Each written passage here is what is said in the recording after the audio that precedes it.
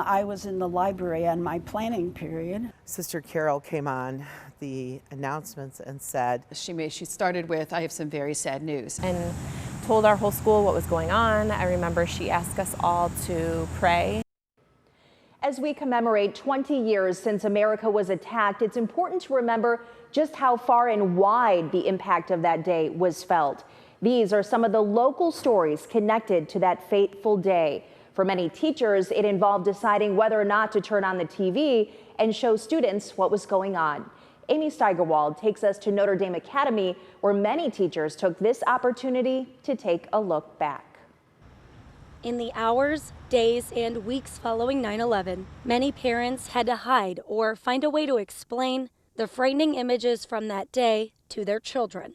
But in the moment, teachers had to make a quick decision about how not only to calm their students, but help them witness history. Incredulous. Truly, as you're looking at the... No one has claimed responsibility. we think it would be important for you to turn on your television set. Something is happening. Planes have gone into the World Trade Centers. and it was hard to decide what to do at that time. Many classes at Notre Dame Academy made their way down to the library, where at the time, one of few TVs was available. Kristen Shank, an NDA high school senior at the time, was one of those students. And I remember just kind of all, just feeling uncertain and just being scared what was going on. As students here at Notre Dame watched the images unfold on live television, many became scared and nervous the United States government was going to be overthrown. But what started as an uneasy classroom environment quickly turned into a history lesson when teachers jumped into action. This other teacher and I began to talk a little bit with them. Retired government teacher Jacqueline Konwinski directed students' attention to the blackboard. She began teaching about government structure to reassure students they were safe. And so we talked to the girls a little bit about what this meant, and that intelligence of our government will find out who is behind this and deal with this. While Konwinski does not teach anymore, Amy Johns and Trish Sanders both do, still at Notre Dame Academy. 20 years later, they have watched September 11th turn into a history lesson for students rather than something they remember firsthand. It's very much an abstract concept. It's like something that happened in a textbook. I went from teaching students who were directly affected and old enough to be directly affected by 9/11 to teaching students who were too little to remember to teaching students who were not born yet. But one thing that has not changed in the past 20 years, the reverence and respect students display, especially when seeing the images from that day. That reverence carries over for those who are old enough to remember the feeling of togetherness in the days following the attacks. I think it's the one time that I can remember in my adult life that the country was really, really united. Feeling the sense of community that we had here, to be able to pray for all the victims and feeling that we were all kind of together.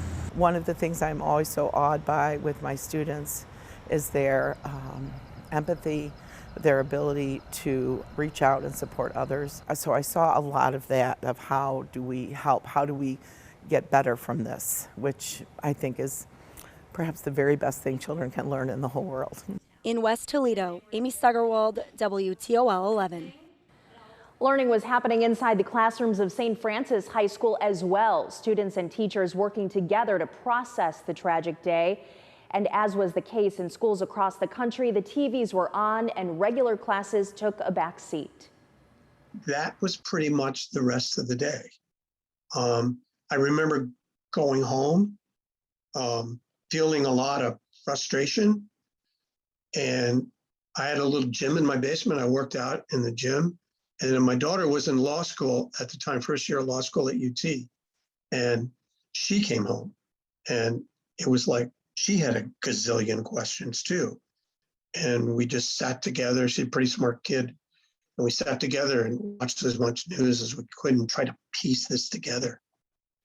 But that was a crazy, crazy day. Kober says 20 years later, he'll never forget the crisp, beautiful weather conditions of that morning. It's something he says he'll never forget. 2,977 people were killed on 9/11, but those are the deaths you already know about. There are thousands more you don't. This is the story of the uncounted victims of 9/11. This is a run that she sponsored for a family in the Bureau. Mike Fournier is looking back on more than 20 years of history in these albums. There she is with Robert Mueller. Yep, that was up in Toronto. His wife, Lori, a decorated FBI agent working in the Cleveland division. Lori was on the evidence collection team, and when terrorists struck the World Trade Center, Pentagon, and Shanksville, she and many others were dispatched to the sites. Wasn't too big of a concern for her, I don't think it was for anyone over there. This is from Shanksville. Here she is at the crash site of Flight 93, where she worked 10 to 12 hours a day for nearly 2 weeks, sifting through hot, fuel-soaked debris, looking for evidence and human remains. Lori was working to return victims to their families, not knowing her own family would be ripped apart by the events of that day. She didn't really talk about that. She didn't notice it herself. They had their masks to wear, they wore Tyvek suits, I know that. Lori returned home to Mike and they grew their family. She continued her work with the FBI, receiving multiple awards and honors. But it wasn't long before her exposure to the toxins of Flight 93 caught up with her. Just under 2 years, she found a lump on her inner thigh and went to have it extracted, and the test came back that it was melanoma. Lori fought the cancer off, but it returned and took her life in 2009. It had spread to her bones and then just started breaking out everywhere. There's going to be many agents, many more agents who will ultimately succumb to what they're exposed to that day. Special Agent in Charge Jeff Fortunetto says Lori is among 18 FBI employees who became victims after 9/11, and more are becoming sick today. I am sure none of the folks were thinking 25 years down the road, they were thinking, what could they do to help Americans that day? That is what FBI agents do every day. How come we're having problems with the agents who worked these 3 sites from that day, but yet all the other agents who worked evidence response that were never there,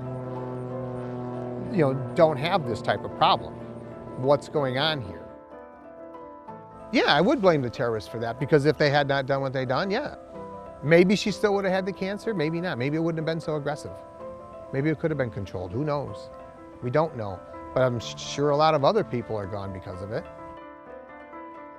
The uncounted heroes who became victims of 9/11.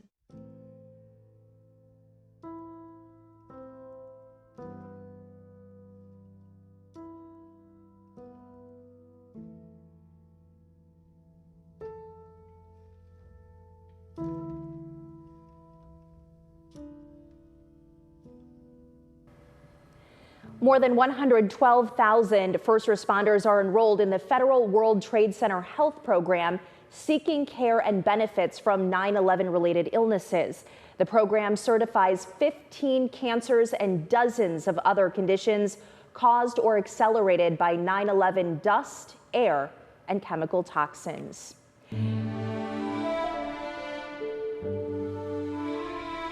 You don't have to go to Pennsylvania, New York, or Washington, D.C. to pay your respects or teach your kids more about the 9/11 terror attacks. Tim Miller shows us where a tribute to Ground Zero can be found right here at home.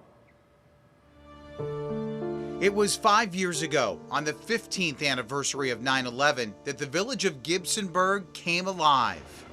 On the back of this truck, a piece of history that would link the Sandusky County town to that dreadful day in New York. A 7,000-pound, 36-foot-long piece of the antenna of the North Tower of the World Trade Center, the last part of the second tower that would escape from view after terrorists flew 2 planes into the World Trade Center. it's huge in that sense, and it's one of only 2 that is known to be in existence, and we have one of them right here. And the only other one that we know of is at Ground Zero. Gibsonburg Mayor Steve Fote is proud of the antenna, the centerpiece of the village's 9/11 memorial that was dedicated in this ceremony on September 11th, 2016 at Williams Park. And we knew we wanted a big piece and not a small piece. I mean, everything we try to do here is to show, our respect and honor in a big way. The sculptor, Jim Havens, made it rest on a granite replica of One World Trade Center, the new building that rose from Ground Zero. It's the symbolism of, we fell and now we're rising. So it being on an angle is symbolizing us, continuing to rise as a country. The memorial is bordered by concrete in the shape of the Pentagon, another site attacked by terrorists on 9/11. There are newspaper front pages of that day, the faces of the 343 New York City firefighters killed in the collapse of the towers, and a tribute to Flight 93 and its hero passengers in Shanksville, Pennsylvania. Mayor Fote and Administrator Mark Glotzbecker helped it come together. It's very humbling. So, yeah, I mean, you always take the time to look, and you're always glancing over at it or stopping or walking around it. And while you need to show respect, even some silence when you're inside this memorial, they want it to be a hands-on experience. Go ahead and touch this antenna to really feel how strong it was. But also sit on these benches, which mark the footprints of where the Twin Towers once stood. Just a couple miles away is a farm that also won't let you forget about what happened 20 years ago. At State Route 600 and County Road 32, this barn reminds us to never forget. It's tied in with the Public Safety Service Memorial in Gibsonburg and catches the eye of drivers from all over the area. Back at the memorial, the metal on the antenna is twisted. It's rusting. These images are still hard to look at. But when you look closer at the faces, you realize you have to be here. You have to remember what happened, what they gave up, and how the country came back. History isn't always pretty.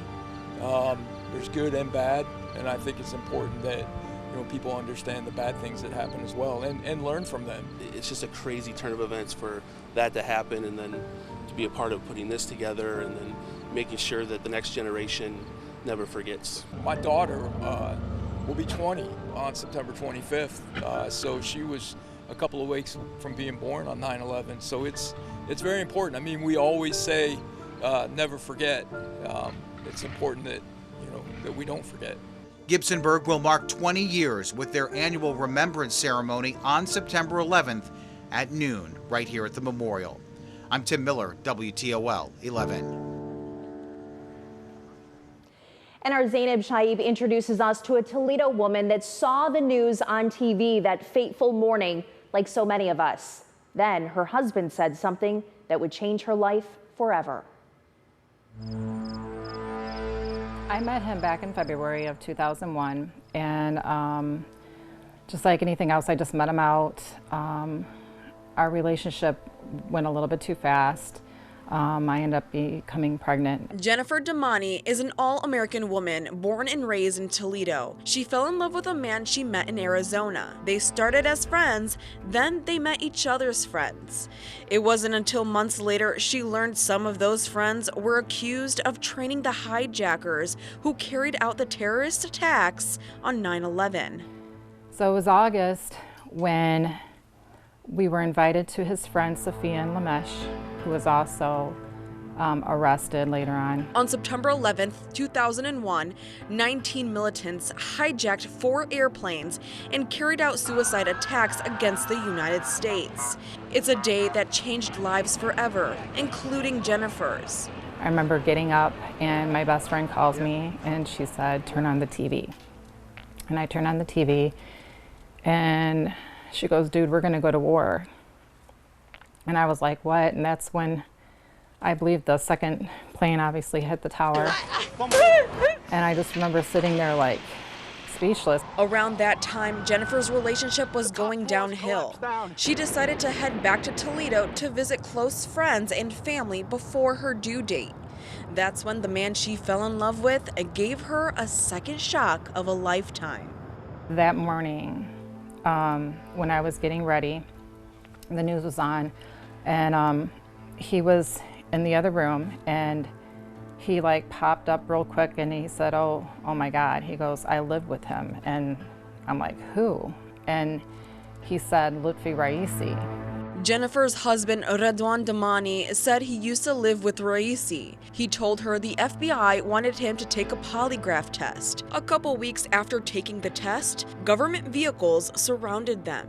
We were coming down the stairs and we got into the car, and as soon as we started to back up, there was 20 plus unmarked cars surrounding our car and holding guns. Jennifer packed her bags and saw her husband in person for the last time. The FBI searched their apartment and found evidence that made Redwan a person of interest. When they were up in our apartment, they had found some flight manuals and some headsets. They also found another name that he used to use overseas. Police found Redwan's name in a phone book belonging to a man accused of planning to bomb the Los Angeles airport. That led federal agents to arrest Redwan on November 7th. Around the same time, Jennifer was about to go into labor. My water just had broke. She left to go put on her scrubs, and the news media comes in my room. And that was very traumatic. They invaded my privacy, and they had asked me how I felt about my husband's arrest. Jennifer gave birth to a healthy baby girl named Bea. It wasn't a normal delivery. Security personnel watched the room, keeping a close eye for any potential threats to Bea or her mom. People were calling her a terrorist baby. At just 3 years old, Bea said goodbye to her father. He was deported on March 30th, 2004. I feel like anyone who is to call me a terrorist baby, it's definitely hurtful. But at the end of the day, this all happened before I was born. As the world remembers the terror attacks that struck the United States 20 years ago, Bea is near her 20th birthday. Both her and her mother believe to this day Redwan Damani is a victim of racial profiling. However, the U.S. government found during the search for evidence relating to 9/11 that he committed identity theft and fraud that led to his deportation to his home country of Algeria. And while the events of September 11th, 2001 forever changed us as people, the attacks also changed the lives of Arab Americans facing racism for the past 20 years. I should never have to be ashamed of who I am in my own skin. And I feel like as an Arab woman, you're different and unique in a way. And just being comfortable in your own skin, it's like the most amazing, fulfilling thing you could ever. I mean, I actually am really proud to be an Arab woman. In Toledo, Zainab Shaib for WTOL 11. Redwan Damani is no longer allowed to enter the United States, and his daughter Bea has not been in contact with her father for a few years. A local motorcycle ride is honoring the fallen, and the route for the Steel to Steel ride is quite fitting. It starts at one of the steel beams from the Twin Towers that now sits at the fairgrounds in Wauseon, and it ends at another beam at Toledo Memorial Park in Sylvania. The ride benefits Veterans Matter, which houses homeless veterans. One of the organizers with the Combat Veteran Motorcycle Association says commemorating 9/11 is important to him because the attacks inspired him to act. I joined the military 4 months after 9/11, and it means a lot to me because I've lost a lot of brothers and sisters fighting in these wars.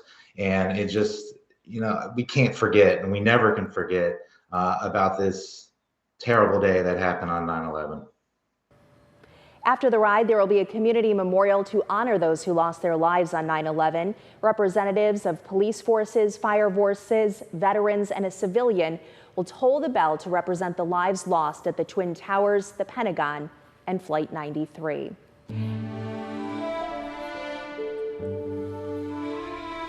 After 9/11, so much of our country came together in so many ways to help one another, including right here in Northwest Ohio, where several local first responders went to New York to help out. Michael Tater spoke with them about why this day can never be forgotten. When they announced that a second plane hit the other tower and announced it was a jet, that I knew that our country was under attack. Sheriff Mark Vasilishin was a lieutenant with Perrysburg Police on September 11, 2001. After seeing it on TV, he knew he wanted to go help, and he wasn't the only one. We volunteered. We wanted to go do our part, see what we can do, how we can help out. That's what firemen do. Vasilishin went to the World Trade Center site with retired officer Jim Williams. Toledo firefighters Jerry Tacketts, David Meegan, and Rick Soroka also drove 12 hours to help. All the men say seeing Ground Zero was indescribable. It's hell on earth, believe me. It was like a Twilight Zone episode where you have one of the largest cities in the world, no other humans there, the heavy gray dust on everything, all the cars that are parked there. Walls of pictures of missing people.